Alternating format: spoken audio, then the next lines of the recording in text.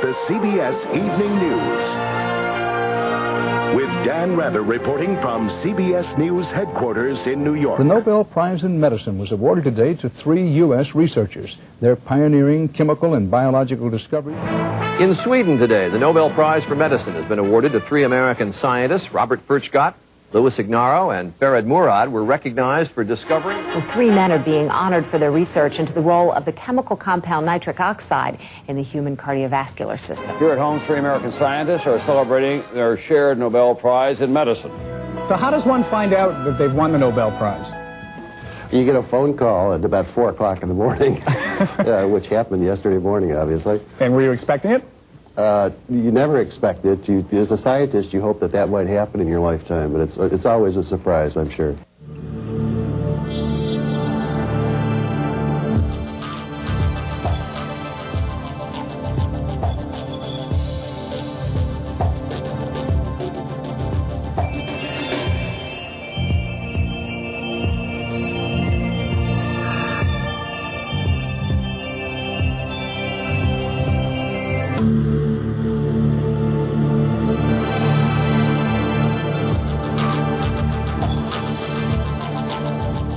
Years ago, Albert Einstein said, "The most beautiful thing we can experience is the mysterious."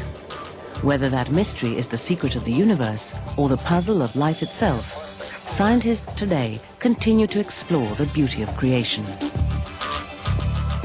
Science has wrought miracles and marvels. Wonders scarcely imaginable to our grandparents have become commonplace. The Nobel Prize, the highest accolade in the world, is recognition of a scientist's voyage of discovery. The Nobel Prizes would not even exist but for one thing, the explosive power of dynamite.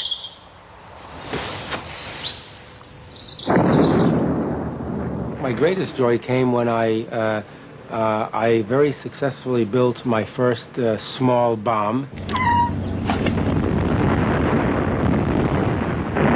Alfred Nobel, the Swedish inventor and industrialist who created the prizes, owed his fame and fortune to the deadliest of discoveries. Despite the hazards, Nobel harnessed the volatile chemical nitroglycerin. The world changed overnight.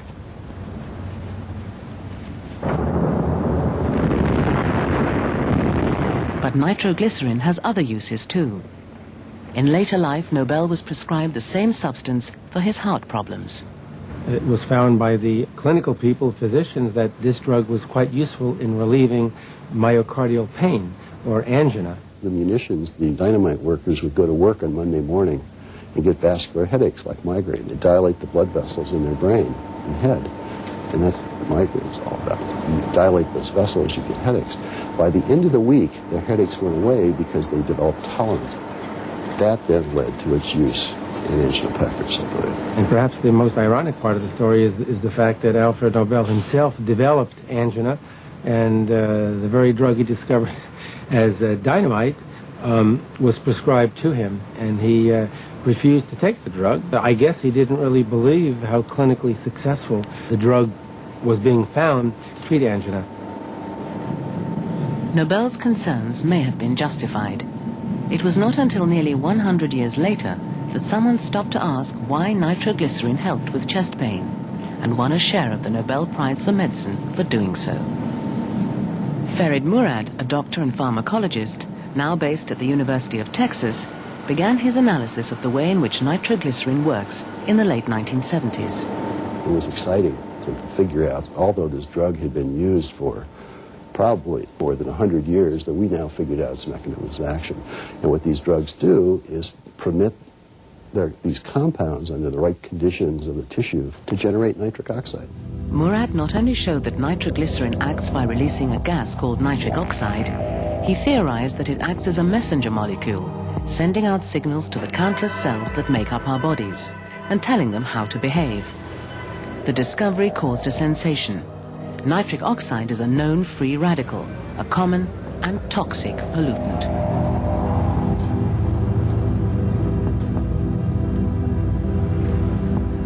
My colleagues thought we were crazy. I thought it was wonderful, exciting chemistry.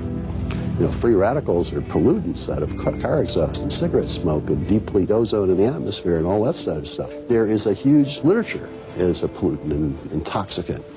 And now we saw for the first time that a free radical, nitric oxide, could be beneficial and transmit information. If we hadn't found that nitroglycerin works via nitric oxide, I really think that we would still view nitric oxide as being the major pollutant in the air over Los Angeles or London or wherever. It was one thing to discover how drugs like nitroglycerin might work. But if nitroglycerin acts as a messenger, what messages does it deliver? The answer to that came from Dr. Robert Furchgott, a pharmacologist in New York. Furchgott always had an inkling his work would lead to something. 2.5 years ago, I had occasion to look up nitric oxide. Then, just by chance, I looked across at the opposite page, and there was Nobel, Nobelist, Nobel Prize. And practically, when the dictionary is closed, Nobel Prize and nitric oxide almost kissed one another. And I said, maybe it's an omen. Experiments on blood vessels in Furchgott's laboratory often gave contradictory results.